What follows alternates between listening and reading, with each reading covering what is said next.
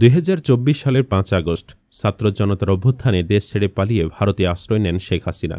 অথচ বিতর্কিত এক নির্বাচনের মাধ্যমে তার ওই বছরে সরকার গঠন করেছিলেন স্বৈরাচারী হয়ে ওঠা আওয়ামী লীগের এই সভানেত্রী।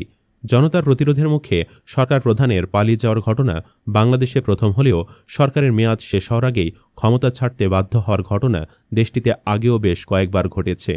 আওয়ামী লীগ বিএনপির বাহিরেও ক্ষমতা ছাড়তে বাধ্য হওয়ার ঘটনা ঘটেছে।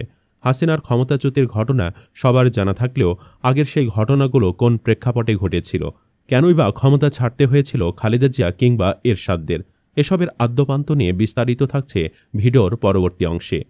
বাংলাদেশের রাজনীতি মানে যেন অনিশ্চিত আর ঘটনায় পরিপূর্ণ এক বাস্তবতা, যার শেষ কথাই হলো ক্ষমতা।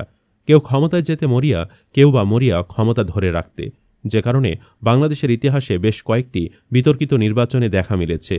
যে কোনো মূল্যে ক্ষমতা ধরে রাখার যে নীতি রাজনৈতিক দলগুলোর, সেটা যেমন আওয়ামী লীগের মধ্যে ছিল বিএনপি কিংবা জাতীয় পার্টির মধ্যেও। জোর করে হোক অথবা পরিস্থিতির দাবি মেটাতে হোক, ক্ষমতা গ্রহণের পরেও সেই ক্ষমতা ধরে রাখতে পারেনি বেশ কয়েকটি সরকার, যার শুরুটা হয়েছিল ১৯৮৬ সালে। সেটি ছিল বাংলাদেশের ইতিহাসের তৃতীয় জাতীয় নির্বাচন। তৎকালীন সামরিক শাসক হুসেন মোহাম্মদ এরশাদের অধীনে ওই নির্বাচন অনুষ্ঠিত হয়েছিল। বিএনপি সে নির্বাচন বর্জন করলেও অংশ নিয়েছিল শেখ হাসিনার আওয়ামী লীগ ও জামায়াতে ইসলামী। সে নির্বাচনে জাতীয় পার্টি ১৫৩টি আসনে জিতে সরকার গঠন করে। ব্যাপক অনিয়মের অভিযোগ তুললেও সংসদে বিরোধী দল নেতা হিসেবে সংসদে যোগ দেন হাসিনা। তবে নির্বাচনের আগে থেকেই এরশাদের শাসনের বিরুদ্ধে আন্দোলন চলছিল। ১৯৮৭ সালের ১০ নভেম্বর পুলিশের গুলিতে নূর হোসেন নিহত হলে আন্দোলনে নতুন মাত্রা যুক্ত হয়।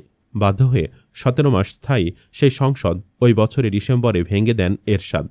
পরের বছর এরশাদের অধীনে আবারও নির্বাচন অনুষ্ঠিত হয়। সে নির্বাচন শুধু বিএনপি নয়, আওয়ামী লীগও বর্জন করে। তবুও জোর করে ক্ষমতা ধরে রাখেন এরশাদ। এ দফায় জাতীয় পার্টির সরকার টিকতে পেরেছিল ২ বছর ৭ মাস। এরশাদ পদত্যাগ ও সুষ্ঠু নির্বাচনের দাবি না মানায় বড় রাজনৈতিক দল ও ছাত্র সংগঠনগুলো রাজপথে আন্দোলন অব্যাহত রাখে। আন্দোলন ব্যাপক গতি পায় ১৯৯০ সালের সেপ্টেম্বরের দিকে এবং আন্দোলনরত দলগুলোর মধ্যেও ইস্যুভিত্তিক ঐক্য গড়ে ওঠে। কাঁধে কাঁধ মিলিয়ে আন্দোলন করেন বেগম খালেদা জিয়া ও শেখ হাসিনা। সাফল্যেরও দেখা মিলে। ১৯৯০ সালে পতন ঘটে এরশাদের স্বৈর শাসনের। তৎকালীন বিচারপতি শাহাবুদ্দিন আহমেদকে ভাইস প্রেসিডেন্ট নিয়োগ করে তার হাতে ক্ষমতা হস্তান্তর করা হয়। এরপর ১৯৯১ সালের ২৭শে ফেব্রুয়ারি দেশে প্রথমবার নির্দলীয় তত্ত্বাবধায়ক সরকারের অধীনে জাতীয় সংসদ নির্বাচন অনুষ্ঠিত হয়।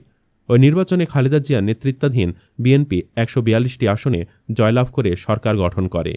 একই বছর দুবার জাতীয় সংসদ নির্বাচন অনুষ্ঠানের ঘটনা বাংলাদেশের ইতিহাসে একবারই ঘটেছে এবং সেটি ১৯৯৬ সালে। এর মধ্যে প্রথম নির্বাচনটি অনুষ্ঠিত হয় ওই বছরের ১৫ই ফেব্রুয়ারি। খালেদা জিয়ার সরকারের অধীনে আয়োজিত ওই নির্বাচনটি আওয়ামী লীগ, জাতীয় পার্টি ও জামায়াতে ইসলামী সহ বেশিরভাগ রাজনৈতিক দল বর্জন করেছিল।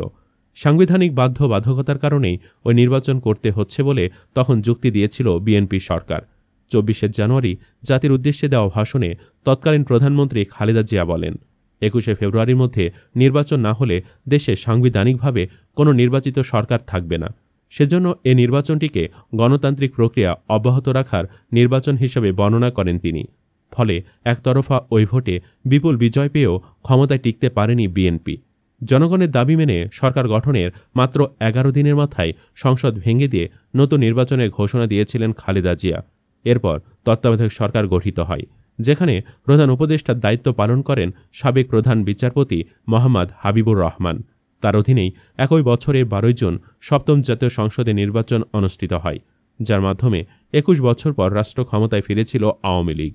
তত্ত্বাবধায়ক সরকারের অধীনে ২০০৯ সালে নির্বাচনে বিজয়ী হয়ে আওয়ামী লীগ নেতৃত্বাধীন মহাজোট ক্ষমতা গ্রহণ করলেও তাদের অধীনে পরের ৩টি জাতীয় নির্বাচন ব্যাপক বিতর্কের জন্ম দেয়। তবে এর মধ্যে ৭ জানুয়ারি ২০২৪ সালে নির্বাচনটি বাংলাদেশের ইতিহাসের অন্যতম কলঙ্কজনক অধ্যায় হয়ে থাকছে।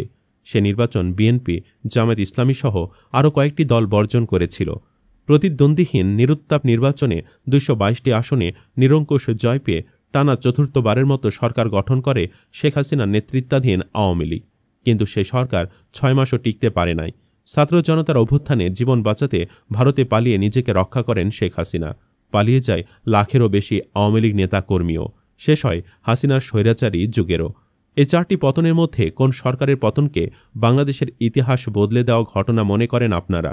কমেন্ট বক্সে জানিয়ে দিন মন্তব্য। ধন্যবাদ।